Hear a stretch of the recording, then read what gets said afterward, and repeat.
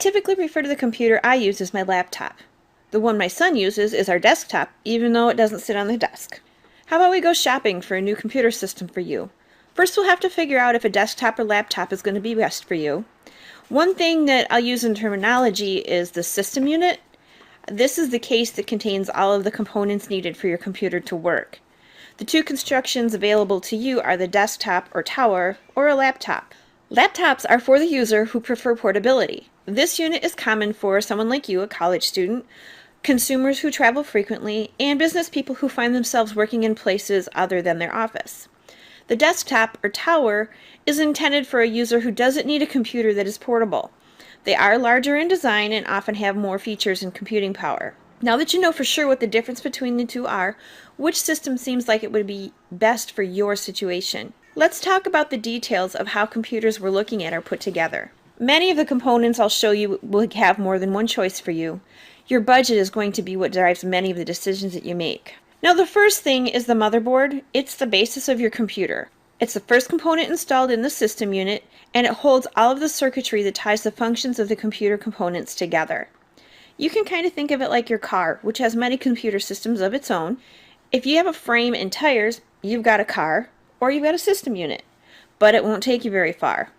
Now add your engine, the motherboard, where all the systems tie in one way or another, and you've got the start of a working vehicle. The motherboard and circuitry need to have power. There is a power box included with your system unit, and you'll see a cord coming up the back of your computer for that. The central processing unit, or the brains of the computer, sits on the motherboard and does actually have its own cooling fan. The processors now are so fast they need to be cooled down.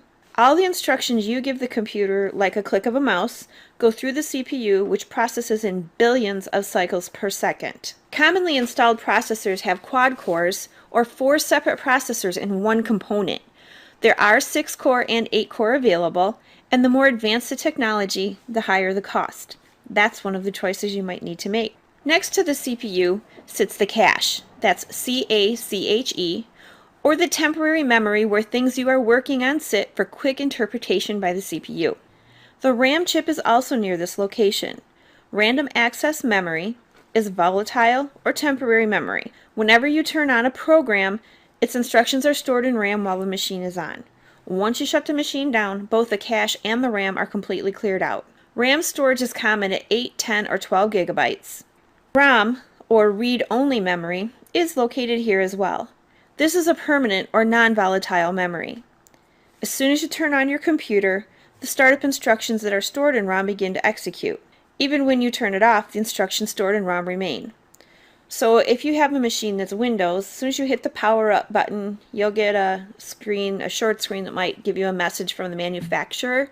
And then in the background, you'll just see black and the Windows logo come through, and it'll say starting Windows. What's going on there is your ROM, as soon as you hit the power button, your ROM was kicking in and starting all those instructions for system checks up. The part attached to the motherboard you're most likely to recognize is the hard drive. The hard drive doesn't sit directly on the motherboard, but it is connected to circuitry by electrical wire. The hard drive stores software that you've put in there, like Firefox, WordPad, or a music player. It also stores the data files those programs have created and used. Hard drive storage commonly begins at about 1 terabyte now, and goes up to 2.5 terabytes. Next we'll take a peek at the video card or the graphics card. This card is used to process images so you can see them on your computer. As a standard computer user, the video card included with the system you're looking at will suffice. If you're a gamer or really into working with photos or digital art, you may be looking for higher-end cards. These cards are more expensive, but typically have their own CPU for better and faster processing of images. Many video cards now allow for more than one monitor to be hooked up to the system. I don't know about you, but I really like that I can listen to music with my computer when I'm working or cleaning the house. The sound card on the motherboard lets us hear from an internal speaker. We can also plug in peripheral devices such as speakers, microphones, or headphones. You should think about where you'll be using your computer. If you're going to end up needing to use headphones most of the time, or speakers that are included with your system, the stock sound card will work just fine for you. If you want something that jams, you may need to upgrade. A part of the system unit that most of us take for granted these days is the wireless local area network card, or the LAN card. This is the card you actually don't see signs of from the outside of your unit, but it is what lets us connect to our wireless internet. Another way to connect to network is by hardwire or plugging a jack into the network interface card. This looks like a telephone receptacle, but is slightly larger. Near the NIC on a laptop, you'll usually find some sort of optical drive. Optical drives are read and written with laser. You will see an optical drive on the front of a desktop unit. Most common optical drives in use currently are the DVD or digital video disc and the CD or compact disc. The drive is connected to the motherboard for power by electrical wiring. When shopping for a new unit, people find the optical drive installed is perfectly usable for both media and general use for playing movies or music and burning or saving data. A Blu-ray drive is available to you. It is a little bit higher in cost, but if the extra quality is important to you, it is something that's out there. Today's system utilizes a variety of peripheral devices. Those are the things that sit around the system unit. These devices are usually connected to the system by USB ports. Universal Serial Bus technology is one which allows for speedy transmission of data via a cable and specific type of input head.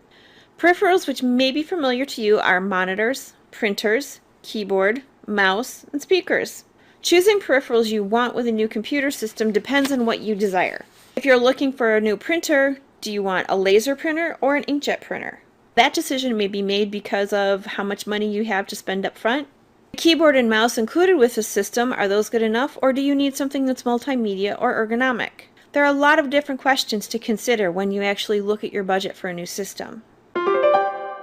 This brings us full circle back to the system unit. Let's do a quick review of the terms we've covered. The system unit is the case the motherboard and other parts are installed in. The motherboard is the piece that ties all of the components of the computer together.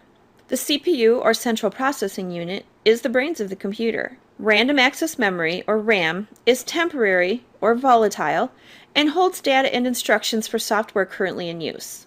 Cache is temporary memory located close to the CPU for faster processing of instructions. ROM is read-only memory, it's permanent, and it holds startup instructions for the operating system. Your power source is the receptacle that provides the electricity to your entire system unit. Your network interface card is used to hardwire your system unit to a network. The wireless card is most commonly used for accessing wireless internet. Examples of the optical drive are the CD, DVD, and a Blu-ray player. The video card is used to convert signals and process instructions so we can see images on the monitor. Your sound card is used to send sounds through to speakers or headphones or to receive input from microphones.